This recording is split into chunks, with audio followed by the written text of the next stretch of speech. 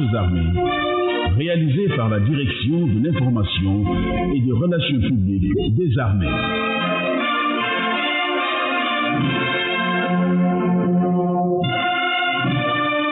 Avec la collaboration technique de la Radio-Télévision du Sénégal.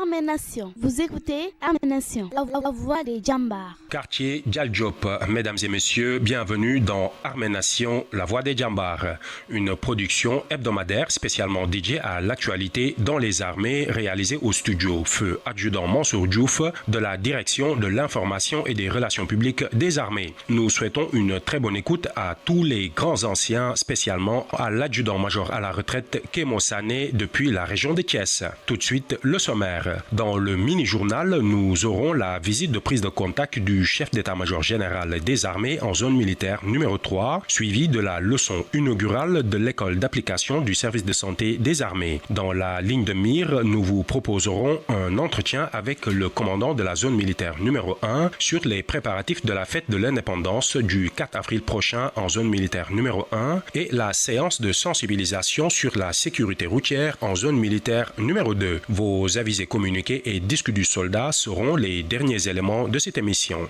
Caporal Babacar Ndoye au micro, adjudant Abdou Majib Ndaw à la régie. C'était les titres, le développement dans un instant.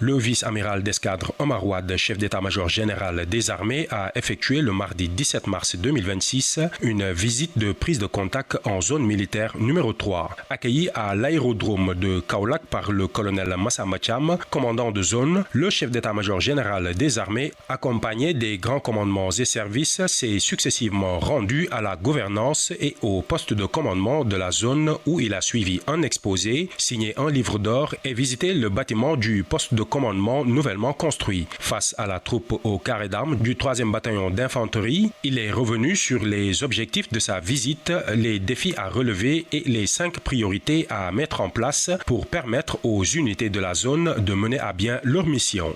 Sergent-chef Amadou Diouf, Bureau Information Relations publiques, zone militaire numéro 3. Il est 8h45 lorsque l'avion transportant le vice-amiral d'escadre Omar Ouad, chef d'état-major général des armées et sa délégation se pose sur le tarmac de l'aérodrome de Kaolack. À leur arrivée, ils sont accueillis par le colonel Massamba Thiam, commandant la zone militaire numéro 3, entouré de l'ensemble de ses collaborateurs. La délégation s'est rendue ensuite à la gouvernance de Kaolack pour une visite de courtoisie auprès du gouverneur avant de poursuivre au poste de commandement de la zone. Sur place, le commandant de zone a présenté un exposé détaillé de la situation, suivi de la signature du livre d'or par le chef d'état-major général des armées, dont le contenu a été lu devant l'assistance. Revenons sur les objectifs de sa visite. Le vice-amiral Ouad souligne. D'abord, avant de commencer mon adresse, incliné pieusement devant la mémoire de nos 3 camarades tombés ce matin en zone militaire numéro 5, en défendant le territoire national, en faisant leur travail. Je profite pour présenter des condoléances à tous les camarades et à leurs familles. Et je prie Dieu pour qu'ils reposent en paix au paradis. Cette visite a 3 objectifs. Le premier est de prendre la mesure de la situation opérationnelle, logistique et des ressources humaines. Le deuxième objectif, c'est d'identifier les attentes et les préoccupations de la zone militaire numéro 3. Et le troisième objectif, c'est de partager avec vous ce matin ce que je considère être notre action collective pour la conduite de la montée en puissance que nos armées connaissent en ce moment. À l'issue de ces différentes séquences, il a mis en exergue les capacités opérationnelles, les performances ainsi que la montée en puissance des unités implantées ici à la zone militaire numéro 3. La zone militaire numéro 3 est également le siège de plusieurs formations militaires opérationnelles, formations d'instruction et d'entraînement qui sont implantées. Ici, nous avons l'École nationale des officiers d'actifs, qui est le creuset de la formation de nos sous-officiers depuis 1971. Le 3e bataillon d'infanterie, dont le professionnalisme et le vécu opérationnel sont unanimement reconnus. Nous avons également le 23e bataillon de reconnaissance et d'appui, qui est la vaillante sentinelle à la frontière sénégalo-gambienne. Le premier bataillon de combat du génie, qui actuellement s'impose par sa versatilité. Le deuxième bataillon d'artillerie, qui est sur une trajectoire ascendante en termes de mise en place de ses capacités. Nous avons également le centre d'entraînement tactique numéro 3, capitaine Ablaye Ngom, qui est marqué par son dynamisme dans l'entraînement des unités. Et enfin, nous avons les composantes air et mer qui se mettent en place et en donnant en cette zone une dimension interarmée. Abordant les défis sécuritaires le long des frontières, le vice-amiral Wade insiste sur le rôle stratégique que doit jouer cette zone militaire dans le dispositif global de défense. Nous avons beaucoup de défis frontaliers ici. Et la zone militaire numéro 3 a un grand rôle à jouer dans le maintien d'un environnement sécuritaire favorable au développement national. À ce titre, elle doit garantir la stabilité de sa zone de responsabilité, posture constante de veille, d'anticipation et de protection. La situation que vient de me faire le Comzone 3 met en exergue des défis de différents ordres dans l'exécution de sa mission. Malgré les efforts considérables qui ont été consentis ces dernières années, tant pour l'amélioration qualitative et quantitative de la ressource humaine et pour l'équipement des unités. La prise en compte de tous ces défis que le Comzone 3 vient de décrire s'inscrit dans l'ambition que j'ai déclinée dans l'ordre du jour numéro 1. Nous devons continuer, et ça c'est la réputation de l'armée sénégalaise, de bâtir une armée professionnelle, une armée ancrée dans son cœur de métier, une armée qui est prête à l'emploi par son organisation et républicaine et qui participe au développement socio-économique de la nation. Dans cette dynamique de renforcement des performances des unités de la zone militaire numéro 3, 5 priorités majeures ont été définies par le commandement. Il s'agit de la finalisation du format 2025, du renforcement de la posture sécuritaire en appui à la posture sécuritaire orientale, de l'adaptation de la politique des ressources humaines au regard des engagements, ainsi que de l'amélioration de la préparation opérationnelle et du soutien logistique. Sergent-chef Amadou Diouf, Bureau Information, Relations publiques, zone militaire numéro 3.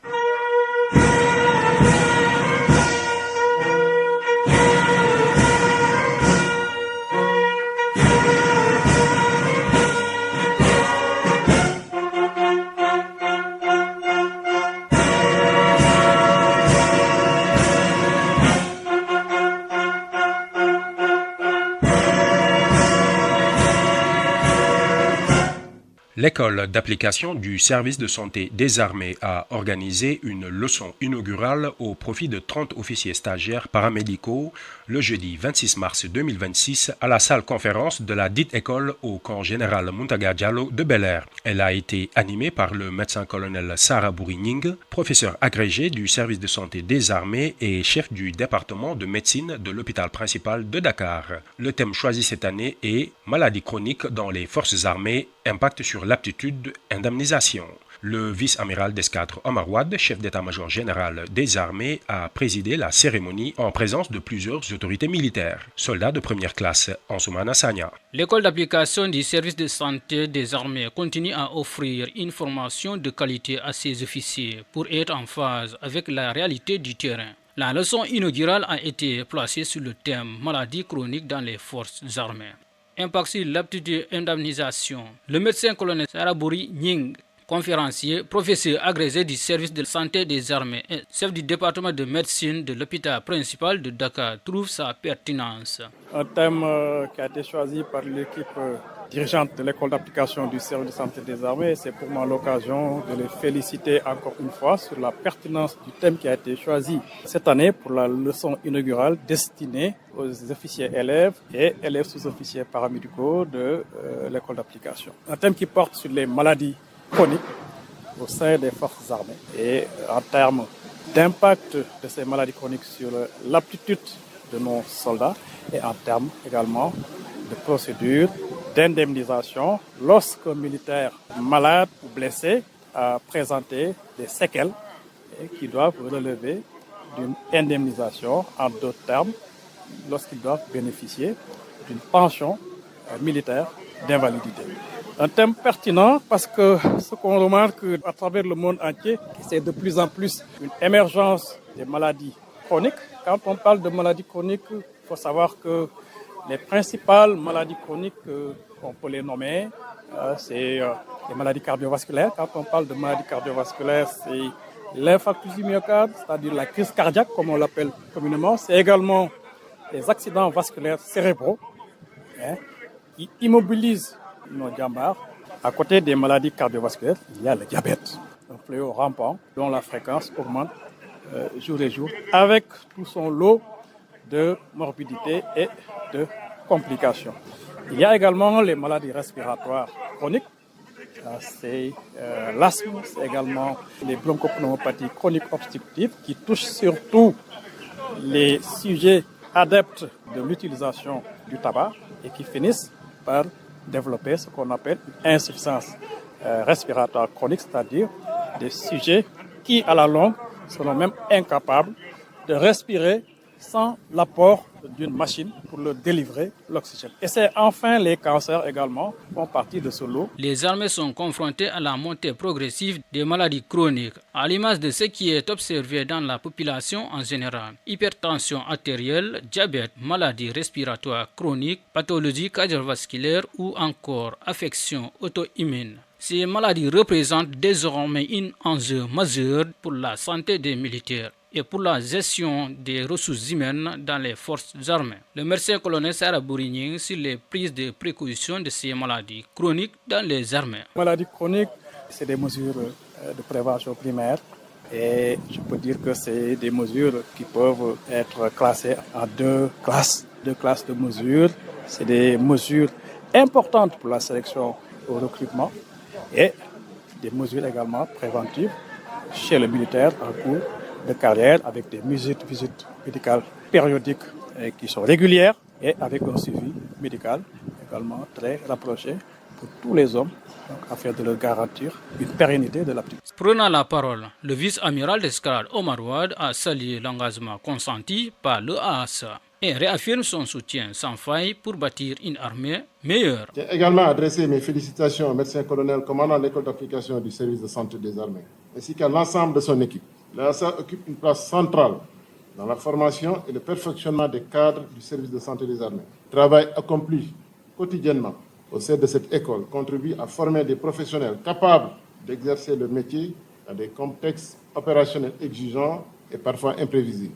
Les résultats obtenus ces dernières années témoignent de votre engagement, de votre sens de la responsabilité et de votre attachement à l'excellence. Je vous adresse mes encouragements et vous demande de poursuivre cette mission fondamentale.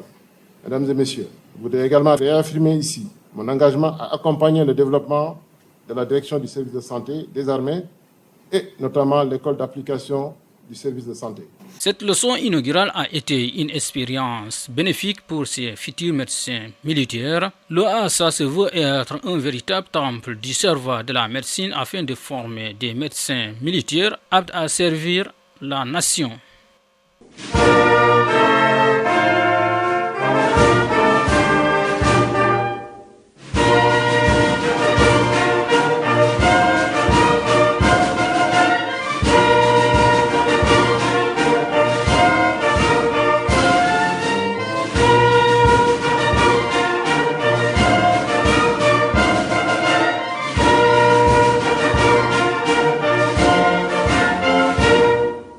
Dans le cadre de la célébration du 66e anniversaire de l'accession du Sénégal à la souveraineté internationale prévue le 4 avril prochain, le préfet du département de Guédiawaye, M. Ahmed Koumandiaye, s'est réjoui du choix porté sur sa localité pour abriter cet événement d'envergure nationale.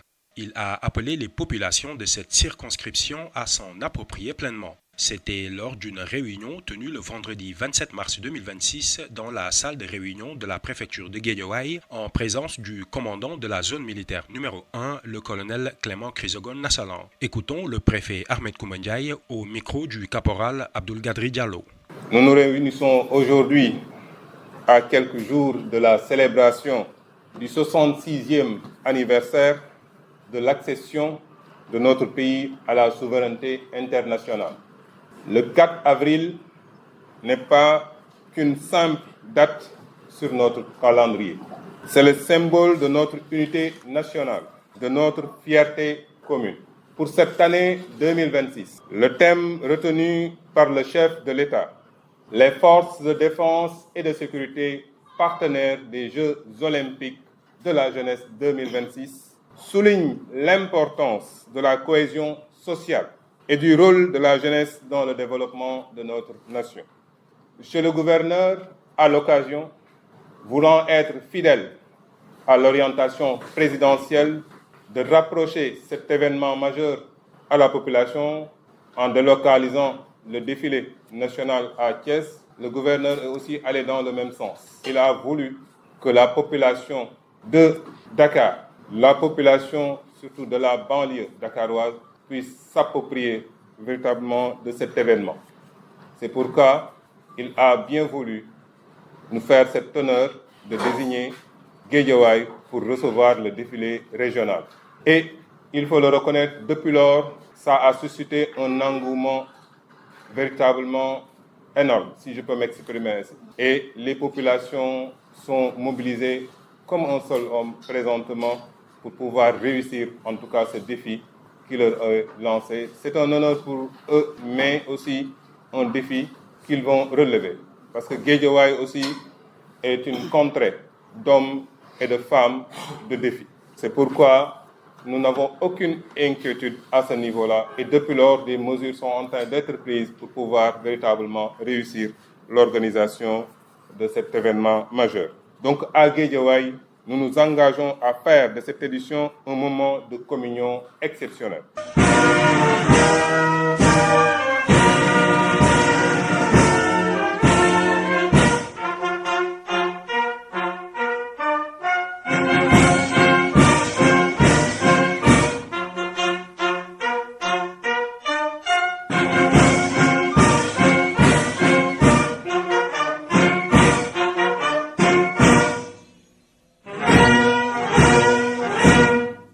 Dans le cadre des préparatifs de la fête de l'indépendance le 4 avril prochain, nous avons l'honneur de recevoir dans notre studio le colonel Clément Chrysogone Nassalan, commandant la zone militaire numéro 1, dans un entretien. Amis auditrices et auditeurs de Arménation, bonjour. Nous avons l'immense plaisir de recevoir le commandant de la zone militaire numéro 1 dans le studio Feu Adjudant Mansour Diouf de la direction de l'information et des relations publiques des armées. Au cours de cet entretien, l'autorité militaire apportera des réponses aux questions relatives aux préparatifs de la fête nationale de l'indépendance édition 2026 ici à Dakar. Mon colonel, bonjour, bienvenue dans Arménation. Bonjour mon adjudant, c'est un plaisir de passer dans vos studios et j'en profite pour saluer l'ensemble des auditeurs et des auditrices de Arménation. Colonel, nous sommes en plein dans les préparatifs du 66e anniversaire de la fête nationale de l'indépendance qui sera célébrée le samedi 4 avril 2026. Sur toute l'étendue du territoire national, c'est un rendez-vous majeur pour les forces de défense et de sécurité qui vont quand même communier avec les populations sénégalaises en zone militaire numéro 1 qui couvre toute la région de Dakar. Où en êtes-vous avec les préparatifs de cette fête? Merci mon adjudant. Comme vous le savez, le défilé national a été délocalisé ou décentralisé et donc il aura lieu en zone militaire numéro 7. Et ce qui nous donne pour la première fois au niveau de la zone militaire numéro 1 la possibilité, l'opportunité d'organiser un défilé régional à l'image de ce qui se passait dans les autres zones militaires. Comme vous le savez, c'est une nouveauté. Comme vous savez, une nouveauté, c'est toujours des enjeux. Organiser un défilé national nous semblait particulièrement facile puisque c'est répétitif. Toutefois, l'organisation d'un défilé régional a été quelque chose d'assez particulier cette année pour nous. Donc ça a été beaucoup de défis, beaucoup de challenges et que, heureusement, nous avons pu, avec la coordination de l'ensemble des forces de défense de sécurité, mais surtout les autorités administratives, nous sommes parvenus à vraiment stabiliser le calendrier de ces préparatifs. Et ce qui fait que, comme vous le savez, ce défilé aura lieu cette année dans la banlieue et particulièrement dans le département de Guédiawaye. Et donc, ce matin encore, nous étions dans ces préparatifs. Il nous reste une semaine et nous espérons effectivement remplir toutes les conditions pour organiser d'abord une répétition générale qui aura lieu le 2 avril et pour aboutir le 4 avril avec l'organisation d'un grand défilé, prise d'armes, décoration, défilé à pied, défilé motorisé. Voilà mon colonel, nous en venons sur le thème retenu cette année, qui est les forces de défense et de sécurité, partenaires des Jeux olympiques de la jeunesse Dakar 2026. Quel est le sens ou quel sens donnerez-vous à ce thème choisi cette année? Alors, nous avons cherché à illustrer ce thème-là au niveau du défilé de Guédiawaye et nous avons travaillé avec le COJOJ, qui est le comité d'organisation des Jeux olympiques de la jeunesse 2026 et qui nous ont proposé leur contribution, leur participation par un détachement d'ICOJOJ. Et dans ce détachement, il y aura un certain nombre de jeunes qui représenteront l'ensemble des disciplines olympiques. Pour nous, ce sera une nouveauté, mais ce sera l'occasion effectivement d'illustrer ce thème très pertinent de cette année et puis faire découvrir à la jeunesse sénégalaise l'ensemble des disciplines olympiques que le Sénégal abritera dans quelques mois à partir du mois d'octobre 2026. Et qui est une première en terre africaine. Absolument, comme vous l'avez dit, c'est la première fois que des Jeux olympiques sont organisés en Afrique et le Sénégal accueille et célèbre ce moment particulier et nous allons de notre manière également au niveau de la zone militaire numéro 1 avec le COJOJ illustrer ce thème et rapprocher les jeunes de ces préparatifs des JOJ et les habituer à l'ensemble des disciplines olympiques. Mon colonel, vous l'avez dit tantôt dans votre première intervention, étant donné que le défilé de cette année est délocalisé à Thiès, quelles sont les formations et groupes qui vont défiler aujourd'hui à Dakar, étant donné que vraiment ce sera très réduit même? C'est vrai, la zone militaire numéro 1 ne va pas organiser le défilé national. Pour autant, le défilé régional que nous organisons, il ne sera pas petit. Voilà, pour dire que c'est la capitale, c'est là où la majorité des unités sont concentrées, aussi bien les forces de défense que les forces de sécurité. Donc malgré le déploiement d'une partie qui sera à Thiès, pour autant il nous restera un certain nombre d'unités et donc c'est dans ce cadre que nous nous sommes préparés à faire défiler une quinzaine de formations militaires et paramilitaires à Dakar, ce qui fait un effectif approximatif de 1349 défilants. C'est un chiffre qui est significatif. Et du côté du défilé civil, nous attendons pas moins de 1600, avec 31 formations qui vont des écoles, des établissements scolaires, qui vont nous provenir des 5 départements de Dakar, mais également des mouvements associatifs, des mouvements de jeunesse. Une bonne partie réservée à l'animation culturelle, notamment tout ce qui est le groupe d'artistes, donc sont prévus pendant cette célébration. Et également Sonaged et le cadre de vie qui ont aussi d'autres formations importantes pour rappeler à la propreté, à la gestion du cadre de vie. Et terminer par la participation des anciens combattants et des victimes de guerre qui seront à l'honneur ce jour-là. Et particulièrement la troupe d'Aura Bindirif qui va défiler aussi. Qui est tout à fait naturel puisque nous sommes en région de Dakar. Vous savez, Dakar, c'est la culture lébou et donc cette culture lébou sera mise en lumière à travers effectivement cette troupe d'Aurabine qui viendra de Rufisque. Mon colonel, maintenant, au-delà de la prise d'armes et du défilé qui sont les activités phares de la fête de l'indépendance, est-ce qu'il y a d'autres activités, par exemple, dites connexes qui seront organisées avant le 4 avril ou au-delà même du 4 avril pour vraiment maintenir cette ambiance de festivité? Vous savez, quand on parle de festivités commémoratives de l'indépendance du Sénégal, il y a 2 jours particuliers. Il s'agit du 3 avril qui est consacré à la retraite au flambeau et cette retraite au flambeau sera organisée dans les 5 départements de la région. Donc vous aurez les circuits habituels que nous avons à Dakar et particulièrement avec le premier circuit qui va prendre départ à Dialdio,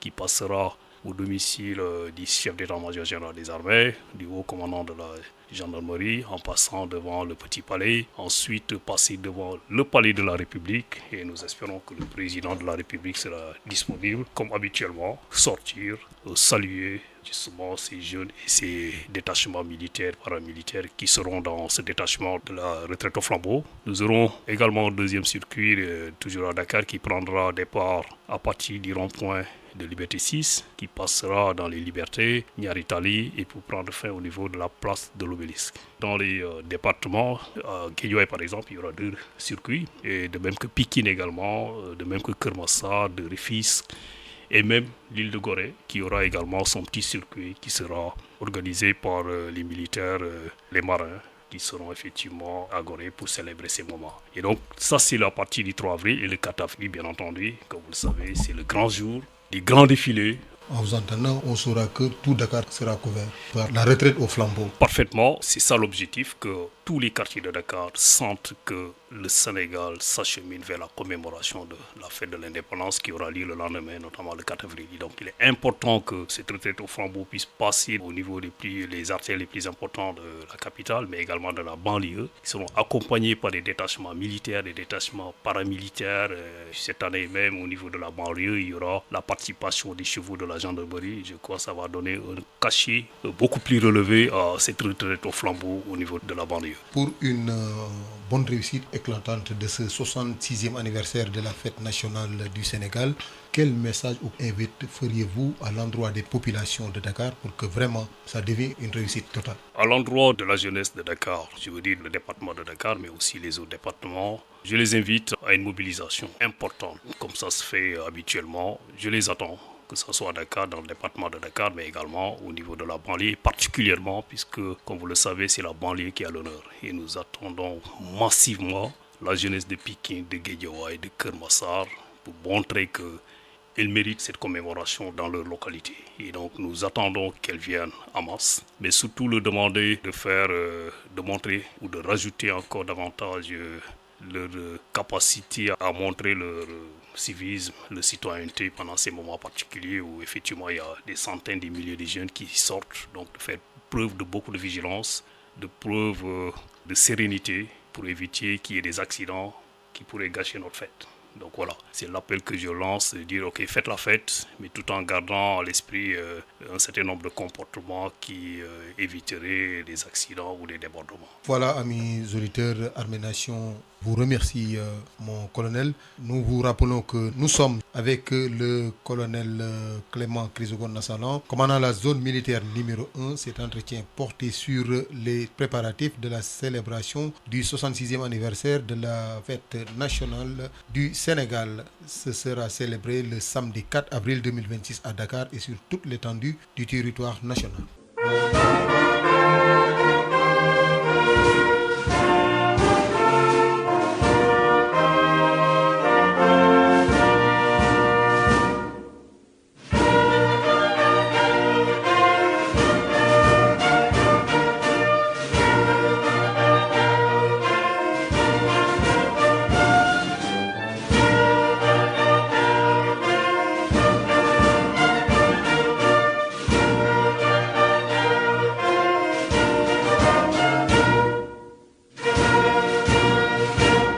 La zone militaire numéro 2 a organisé une journée de sensibilisation sur la sécurité routière au cercle-mess mixte de garnison de la zone militaire numéro 2. Elle a été présidée par le colonel Alioune Samassa, commandant la dite zone en présence des chefs de corps, des officiers, des sous-officiers, des militaires du rang et des conducteurs des différentes formations militaires et paramilitaires de la zone. Cette activité a été co-animée par la compagnie territoriale de la Légion Nord et le groupement d'incendie et de secours numéro 5. Compte rendu, caporal-chef Mohamed Diop, Bureau Information, Relations publiques, zone militaire numéro 2. La route tue et blesse. C'est par ces propos que le colonel Alioune Samassa, commandant la zone militaire numéro 2 de Saint-Louis, a commencé son discours lors de l'ouverture de cette journée de sensibilisation. Selon lui, la route est devenue un nouveau champ de bataille pour les forces de défense et de sécurité. Apparemment, la route est devenue le nouveau champ de bataille des forces de défense et de sécurité, voire le nouvel adversaire qui n'attaque pas, ne se défend pas, mais qui pourrait infliger des pertes et des blessures graves à notre personnel et à notre matériel. Ce nouveau champ de bataille qui est la route devra être désormais inscrit dans notre plan de manœuvre pour en déduire les facteurs accidentogènes, identifier les acteurs complices et dégager des modes d'action adoptés. C'est fort de cette analyse que j'ai décidé d'organiser une journée de sensibilisation pour tout le personnel, officiers, sous-officiers, militaires de rang, notamment tous les conducteurs de la zone militaire, en parfaite collaboration avec la brigade nationale des sapeurs-pompiers, donc le J5 qui est ici présent, et également la gendarmerie de Saint-Louis. Profiter un peu de leur expérience pour revenir sur les fondamentaux de la circulation routière, la sécurité routière, sur les principes généraux du secourisme. Les messages de sensibilisation ont porté essentiellement sur le respect des limitations des vitesses, la vérification systématique de l'état des véhicules avant le départ, entre autres. Le lieutenant Cheikh Abdoul Aziz Samba, officier adjoint de la 51e compagnie d'incendie et de secours de Saint-Louis. Le commandement a jugé nécessaire aussi aujourd'hui de faire une campagne de sensibilisation pour le personnel sur les accidents de la voie routière. On a noté que ces temps-ci, les accidents de la voie routière causent énormément de dégâts corporels, mais aussi beaucoup de décès sur la voie routière. Dans ce contexte, le commandement a jugé nécessaire de sensibiliser le personnel sur l'utilisation de la voie routière, mais aussi de faire apprendre au personnel les gestes de premier secours au cas où ils seraient témoins d'un accident. Cette journée de sensibilisation sur la sécurité routière a permis de renforcer les messages de prévention tout en recueillant certaines doléances concrètes des conducteurs en vue d'améliorer la sécurité des personnels. Caporal Cheikh Mohamed Diop, Bureau Information Relations Publiques, zone militaire numéro 2.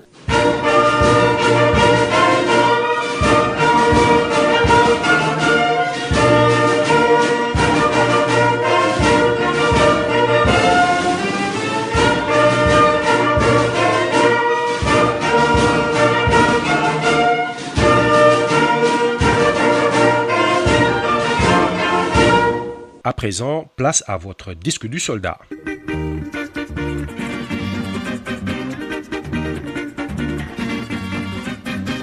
Je vous présente Amdiatou Ly, fidèle auditeur de Arménation. Je dédie ce morceau à mon épouse et sa famille, et mes enfants, et toute la commune de Thiaroye-sur-Mer, en commençant par Maître El Mamoudou Ndiaye et tous les responsables, les imams comme Imam Moursal Niang, les responsables Abdoulaye Niang, Abdou Aziz Gueye et Michel Ndiagagnan, Adama Faye, Bekaye Ndiaye à Thiaroye-sur-Mer et les frères de Thiaroye. Et je remercie aussi toute la population de Thiaroye-sur-Mer et je salue aussi toutes les femmes de la commune qui se tiennent debout devant leur famille. Vraiment, je les remercie. Je dédie également ce morceau à toutes les Yakuza de Thiaroye-sur-Mer et à Keur Massar, le karaté, taekwondo, le judo et les lutteurs aussi. Surtout à mon ami Khadim Ndiaye et Issa Pouy. Aussi, j'ai pas oublié Rekrek, le fils de Thiaroye, qui est aujourd'hui champion du monde de MMA, et aussi Biram Diouf. Et je remercie tout le monde. Je suis le soldat de première classe Mohamedou Diarra, bataillon Oran. Je donne ce morceau à mes classes, plus particulièrement à mes parents, sans oublier mes frères et sœurs, ma femme, Madame Diarra, et mes enfants depuis 6 kilos, et mes parents depuis Ndile. Je suis le caporal Abouval du bataillon de commando. J'offre cette dédicace à la 81e promotion des élèves gradés, plus particulièrement du contingent 2021, et mes collègues qui sont au bataillon de commando, à ma maman, à tous mes amis et à tous mes classes du contingent 2021 depuis 12e bataillon d'instruction et la 2e section du bataillon de commando, plus particulièrement la première compagnie du bataillon de commando, communément appelée la compagnie parachutiste. Je suis le quartier maître de première classe Kadisse Diédou de la Marine nationale, affecté au quartier Djal Diop au cabinet Sous-Semga à la salle polyvalente. Je dédie ce morceau à ma maman, à mon mari ainsi que ma belle-mère, sans oublier mes classes de la 21-2 et de la 2e promotion des élèves quartier maîtres de l'école de la Marine nationale.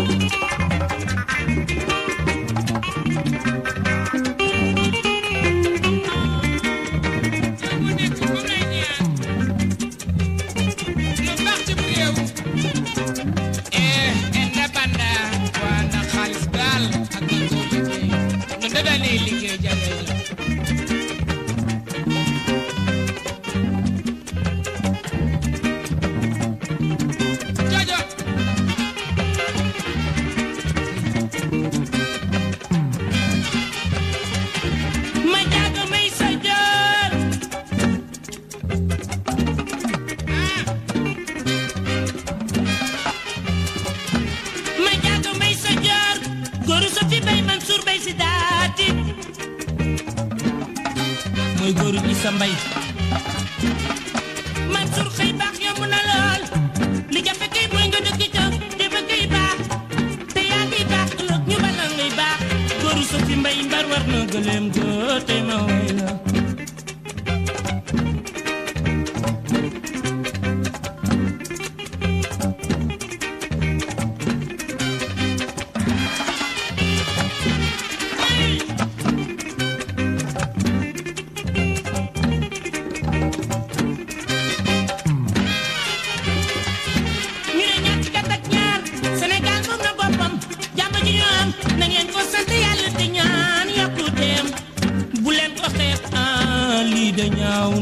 Sénégal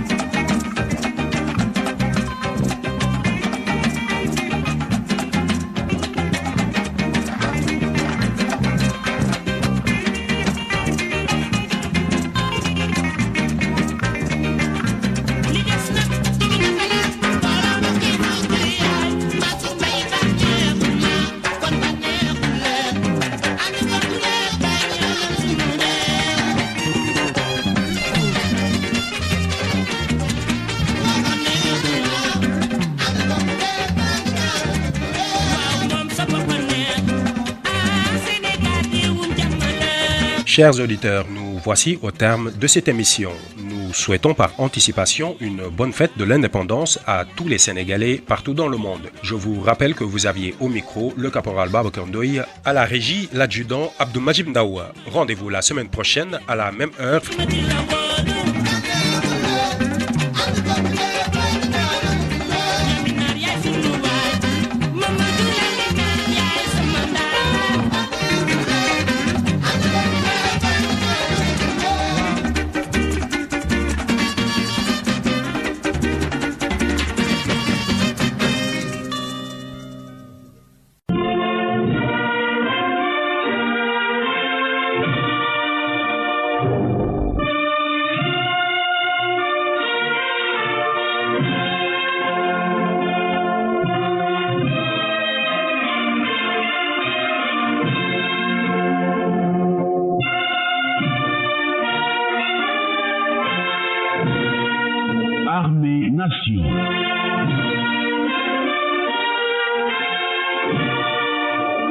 Une émission du ministère des Forces armées, réalisée par la Direction de l'information et des relations publiques des armées.